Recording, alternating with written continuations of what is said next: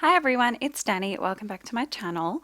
I'm up on the Coco Vanilla Studio blog today, a design team layout using the fabulous new Legendary collection. I can't get enough of this collection at the moment. It's amazing for boy layouts, masculine layouts, but it's also amazing for outdoors layouts because there's lots of outdoors motifs and colors are just perfect. So the link to the blog will be in the description box. Make sure to go have a read if you would like to do that.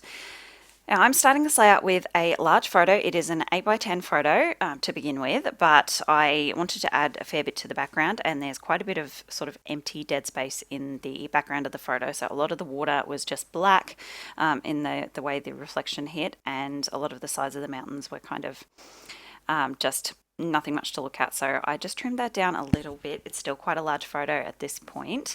So what I am going to do is create a bit of a mountain range.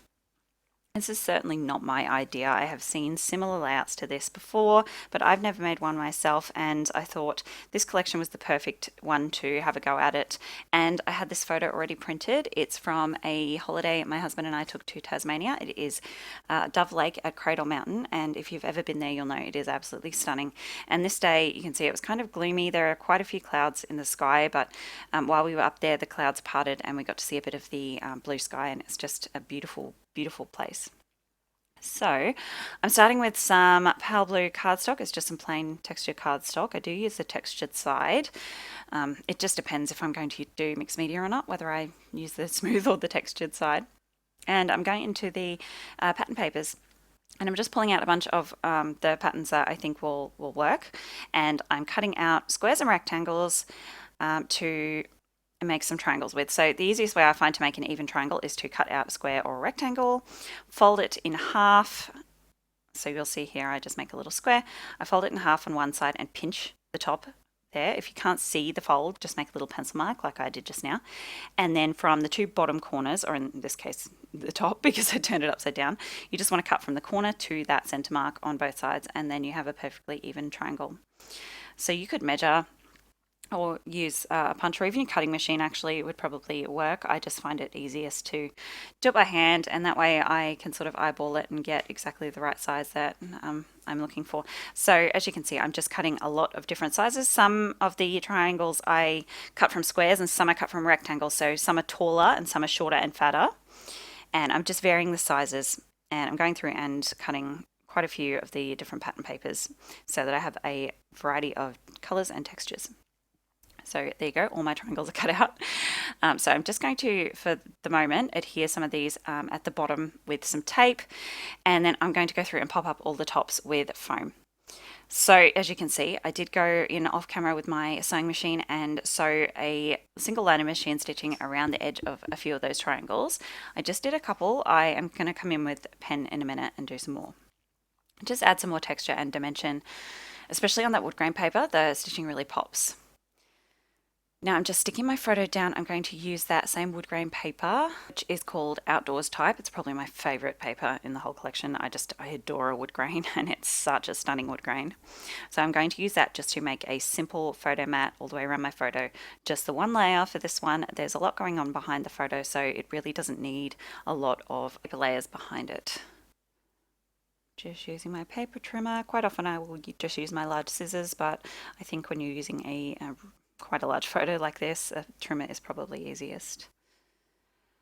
Okay, and now I'm going to do some splatters, and this won't be the last lot of splatters I do. You guys know how I feel about my splatters. This is my white Liquitex acrylic ink, and I'm just doing some splatters all over the background. And I'm making sure to lift up those mountains and get in behind them so it doesn't look like it's just sort of splattered on the top. I really want it to look like it's coming out from behind the mountains, so it gives more of a dimensional 3D effect. So once I've done with the white, I will also come in with some gold. And this is just a Kaisercraft one. Liquitex do a really nice gold as well. If I could get my hands on it ever, I would, but it always seems to be sold out when I go into the store that I buy mine from. It's obviously popular.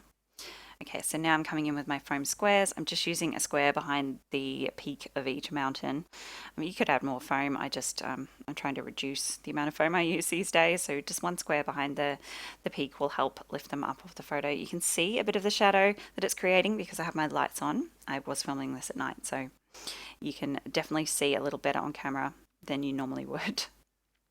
So now some splatters with black, and I'm just using some black watered down acrylic paint because I don't actually have a black ink that is nice and opaque. I have the Kaisercraft one, but it's definitely not opaque. It dries more grey than anything, so I really wanted a black. So this is just an artist's acrylic with a little bit of water, just enough to make it a splatterable texture, a very technical term there. And I'm just using a slightly smaller paintbrush to do some teeny tiny splats as well. And now I'm just doing a few on these mountains. I don't want to go crazy on the mountains, but those ones were looking a little plain, so yeah. It's kind of hard for me to know where to stop with splatters sometimes. Okay, and now I'm coming in with my gel pen. This is my white Uniball Signo Broad, and I'm doing some sketchy lines around the outside of some of those triangles. Then a couple with my Pigma Micron. And then I'm also doing a few lines of faux stitching with the black pen as well, just around some of the triangles. And a few of the triangles I just leave blank. You know, I want a variation, and yeah, you don't want everything to look uniform. Well, I certainly don't. That's not my style anyway. So now I'm gluing down my photo, and I'm making sure to line that waterline up with the line of my mountains. That's how I drew my lines out when I was deciding where to place my mountains. So it kind of gets covered up in the end, but it doesn't really matter. That mountains die cut was perfect. That comes from the ephemera pack, and of course it had to go in there.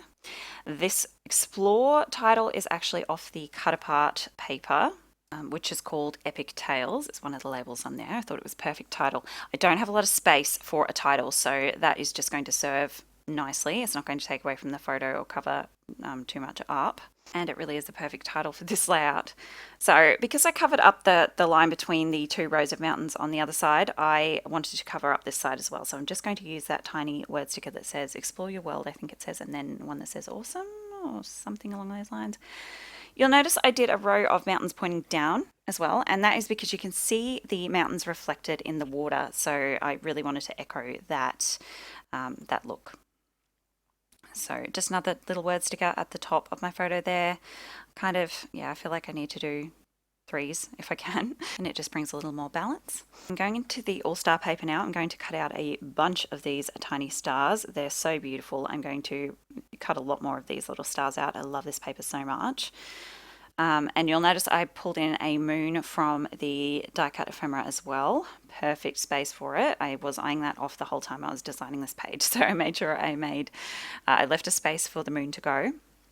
And I'm just going to cut a bunch of stars in different colors and different sizes and sprinkle them all throughout the sky. I'm not worrying too much about making clusters or anything. I'm more creating a kind of a faux scene than doing like the 3 cluster rule of scrapbooking. I wanted one more thing to the right side of my photo, and this little flare button is absolutely perfect. It's got the 3 mountains, which echoes the die cut to the left of my photo, and I love flare, and it fits in that little space perfectly. Now some clear stickers. I'm going to pop a couple in at the top of my photo. I do sprinkle a few in around the sky as well, I think, but I might do that off camera. That little tag goes in under the Explore title from the accessory sticker sheet. And then I'm going to sprinkle some enamel dots in around my sky to fill in any of those gaps. I love these enamel dots so much. So I'm just using a few different colors and a few different sizes. And the last thing I will do is add a few more little splatters. I just wanted to add some more white onto these mountains and just a little bit at the top corners of my photo. I love doing splatters overlapping the photo slightly in spaces where it isn't going to cover up anything important. It just really helps tie in everything together, and it's a really cool effect, especially where I've put those clear stickers over the top of the photo. Clear stickers are just perfect for overlaying on top of photos because you can still see the photo through the sticker, but the stickers just really pop off the photo. And that's going to be my layout finished. Here come the close-ups. Don't forget to go check out the Coco Vanilla Studio blog. Lots of amazing talent on the design team this year. It's just incredible. Such a cool place to be. And thank you so much for joining me. I'll see you next time. Bye.